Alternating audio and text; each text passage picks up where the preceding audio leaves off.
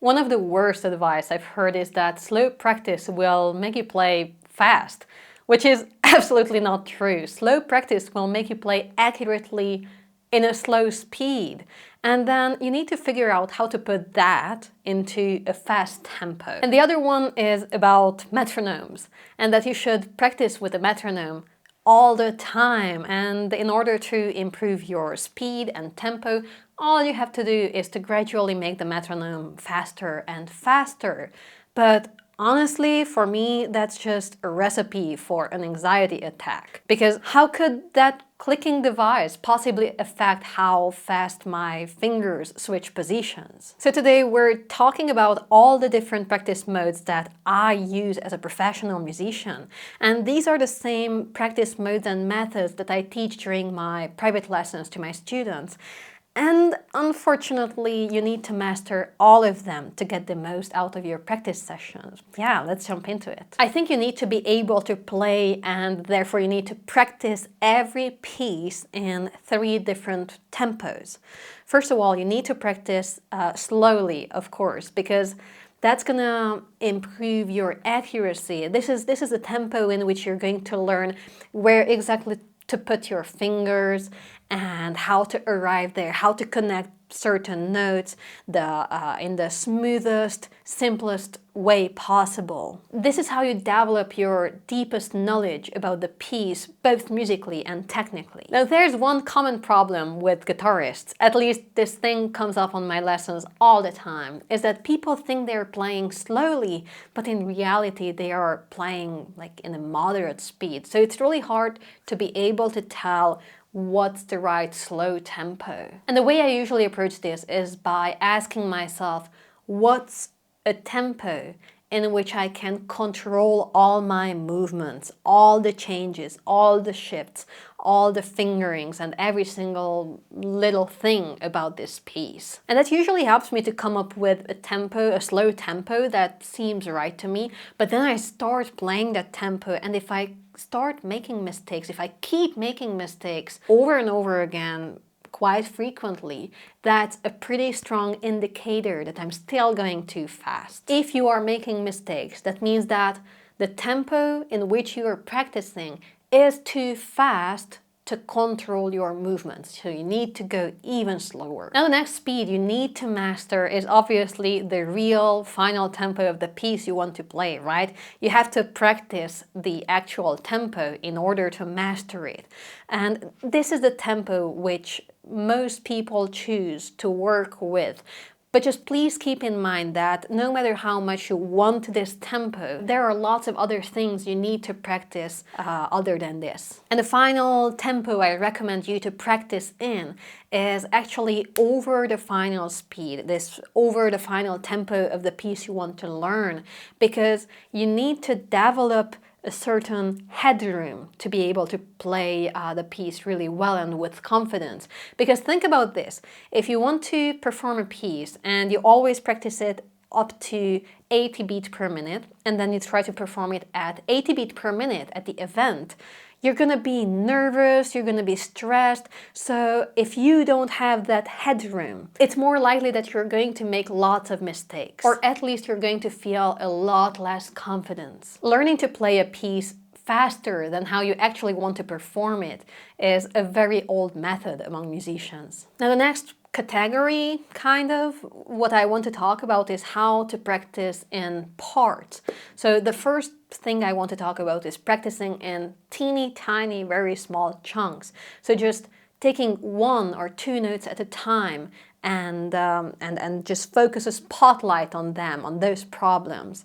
Now, if there's a note in your playing that's always sloppy, don't practice the whole bar or don't practice the whole line. Just work on that single note and maybe how you arrive on that note or how you're leaving that note. Let's say I'm learning to play Lagrima by Francisco Tárrega, and it starts like this.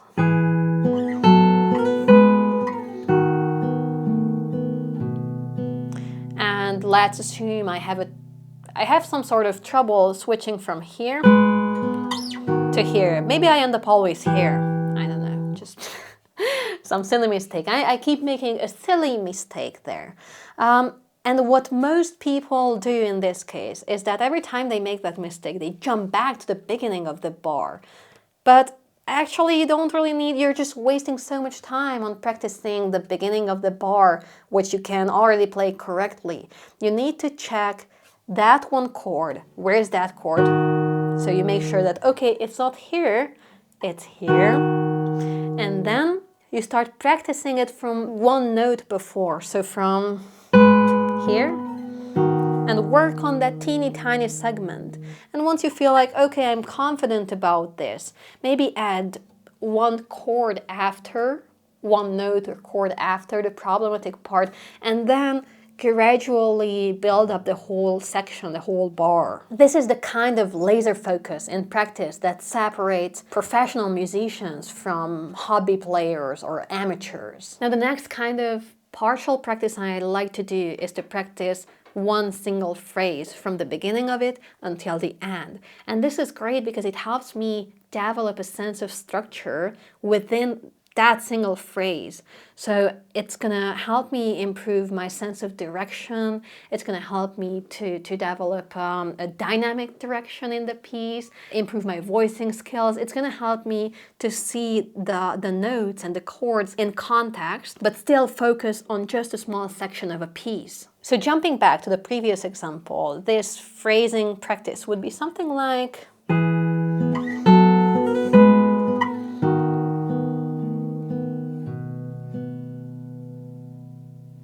and that's it. And I would work on how I want to build up that one single phrase. Now, the next practice mode is a really funny one because a lot of people forget about this. Even the people who work on the pieces in chunks and in phrases, they tend to forget about this, but this is really important.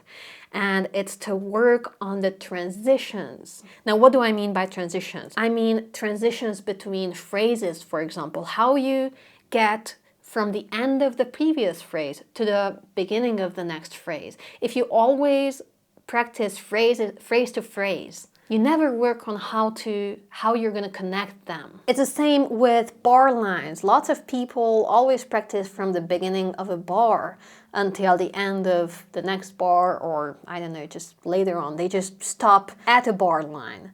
And then the next time they always start from the beginning of a bar line, and they just don't develop the skills to connect smoothly the notes before the bar line and the notes after the bar line. So going back to this example, we have the first phrase of Lagrima.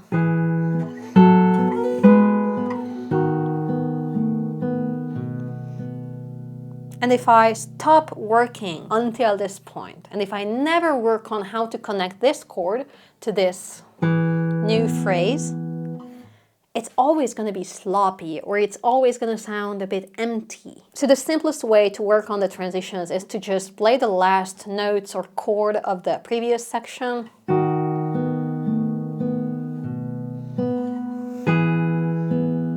and work your way into the beginning of the next one. The next practice mode is going to set you up for playing faster, and it's a really commonly used technique called speed burst. But there's one thing I think people don't really understand about speed burst, and it's a key element. I think one of the most important part of speed bursts is the relaxation after them. Practicing with speed bursts will help you develop or improve your dexterity and speed and control without the interference of fatigue. Because if you try to play the whole piece fast too soon, eventually you're gonna get tired, your body will get exhausted, and you will start making mistakes. And that's when you can take advantage of practicing with speed burst. You just take a small section, maybe a phrase or something similar, or it can be even shorter, and you play it really, really fast, but it has to be a short section. And right after you play that section, it's very important for you to relax your hand. Now, over time, you're going to be able to extend the length of these sections. So maybe first you can just play 2 bars in speed bursts in control. But as you develop, as you improve, maybe you can play 4 bars or 16 bars together really, really fast without having this fatigue. And that's why speed bursts are so useful. I want you to think about speed bursts as sprints. So for example, if I wanted to sprint right now, I wouldn't get too far, and immediately after that I would be very exhausted, so I would need to rest. But if I practiced sprints regularly, I would be able to run longer and longer sprints. But no matter how hard I would train, I would never be able to run a marathon in a sprint speed. You see what I mean? So there's a difference with sprints and running a marathon. When you want to play the whole piece, you want to organize and optimize your energy and power efficiently so you can get through the whole piece. But when you're playing just a short section in a speed burst, you can give it all you have. The next practice mode is maybe one of my favorite one, but at the same time I know it's heavily judged, and it's the rubato practice. And the idea of the rubato practice is to fluctuate the tempo as much as you need to, not intentionally, so you want to play fluently, but you can change the tempo anytime you want to in order to play the next note or chord clearly or accurately. The idea is to prioritize accuracy over tempo. When I'm using this rubato practice method, it's great because I have to be aware when I'm arriving to a difficult point, something that's difficult for me, because then I need to take a little extra time, a little extra cautiousness to place my fingers. Because here's what I believe: you can fix a fluctuating tempo anytime later on if you just start practicing with a metronome at any stage of the piece, any stage of the progress. But if you learn a piece badly, with bad fingering, with inaccurate positions, with buzzes and mistakes and sloppiness, it's gonna be so difficult to fix that later on. The way our body learns, the way our nervous system works, and we develop muscle memory, is that we keep repeating the same action over and over again. And if you repeat it the same way, you're going to develop a stronger neural path. So when your body arrives to the point where it needs to perform a certain action, it's gonna obviously take the right action. But if you practice in lots of different kind of versions with mistakes and sloppiness, and if you use different fingerings for the same part, your body won't be sure which one to choose, so you will have multiple neural paths, and you can never be sure which one your body will pick. I'm going to show you a simple example of how I use rubato practice to improve my accuracy and to prevent mistakes, even at the cost of tempo fluctuation. I'm going to add these little texts on screen for further explanation, okay?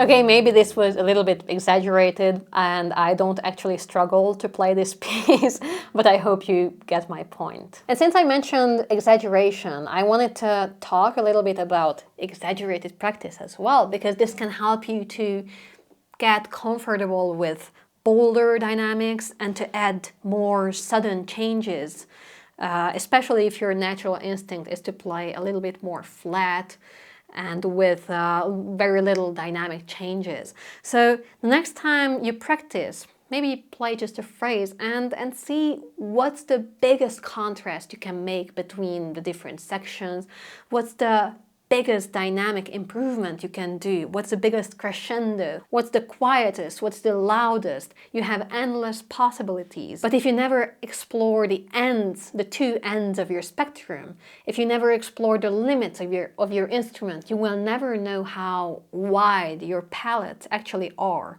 both dynamically and both in terms of tone. So these were the different ways I work on a piece in chunks or in parts, but then I also wanted to say a couple of words about the performance mode, because every now and then it's really important to practice how you would perform a piece because it's just so revealing. It's going to show you where exactly you run out of energy, where you start to feel fatigue, if you start to feel pain at any point, or if something just doesn't sound right, if something just doesn't, come together. Because every time we are in performance mode, we have this, I don't know, like higher alertness. We just give the piece all we have. Of course, we have to organize our energy wisely, but at the same time, you just want to express yourself as much as you can. So that's why I think we need to come up with smarter ways to recreate that energy and that kind of situation at home in our practice room, because otherwise it's going to be a big surprise when you have to perform the piece for the first time in front of people. I think recording your own playing is one pretty good way to recreate that kind of energy and that high alertness mode. But also, if you just ask some people at home, your wife, your husband, your friends, your, I don't know, siblings, to listen to you while you play, that could also work easily. And finally, I want to talk about how these different practice modes come together and where they overlap. But before I do that, I wanted to say a few words about metronome, or at least what I think about metronome practice. Metronome is great because it can reveal tempo shiftings or straight up wrong rhythms. But I think that's it. It won't make you play better, more accurately, or faster, because your sense of improved speed has to come from within your body. And when your muscles become ready, you will start playing faster, but you can't really speed that process up from the outside. You see what I mean? And if you just speed up the metronome before you're ready, before it's time to speed it up, you will just run after it, making all sorts of new mistakes and all sorts of new, weird technical solutions, which will be a pain to fix and correct later on. I strongly believe that the best way to use a metronome is to check if your tempo fluctuates or if it's even throughout the whole piece or a longer part of a piece. And also to check if your rhythm is correct or if you're missing a beat within a bar or if you're adding an extra beat that's not supposed to be there. And also, using a metronome or being able to play on a metronome is becoming more and more important if you start playing with others. But that's just really not the topic of today's video. I'm speaking from the perspective of practicing alone in your practice room at home. Now, I mentioned lots of different practice modes today, and the reality is that I use them in a very free way, in a very free structure. So I never sit down to practice and say, I'm gonna do speed bursts for 10 minutes, and then I'm gonna do rubato practice for 5 minutes, and then a slow practice for another 10. That's not how I do it. I usually start with rubato practice, but then I start jumping back and forth between the states, between these practice modes. And the most important thing I'm doing, I think, is that I'm paying a lot of attention to how I sound and how I feel, because reflecting on that will help me decide what practice mode I need to jump into. If I feel fatigue, I'm going to start working on chunks and I'm going to start practicing speed bursts. If I feel like I'm sloppy, then I'm just going to start practicing a lot slower. But if I'm still sloppy in the slow tempo, I'm gonna take advantage of the rubato practice a little bit more. But if I can play a part in a very consistent speed really, really well, but I have just one single mistake that I keep making over and over again, I'm gonna take that one little part out, I'm gonna work on it until it's good, and then I fit it back into the whole section. Think of these different practice modes as like a toolbox, and then as you practice, you need to be very aware of what's happening during your practice session, and then you need to pick the right tool. You need to pick up the right tool that you will use to fix that specific problem. Now, I'm not going to pretend that these are the all and only valid ways to practice, because that's not true. I'm just saying that you need these ones for sure if you want to have a well-balanced approach to practice. However, if you feel like I missed something, something, or if I left out something that's important to you and helps you a lot, please let me know in the comments. Now, this video was not sponsored by anybody, so if you had a good time, if you feel like you learned something, I would greatly appreciate your support on Patreon. Or maybe check out my educational materials in the description down below. That would be cool. Maybe you find something you like. But also, please leave a like and consider subscribing to the channel. All right. I hope I will see you soon, and take care. Bye.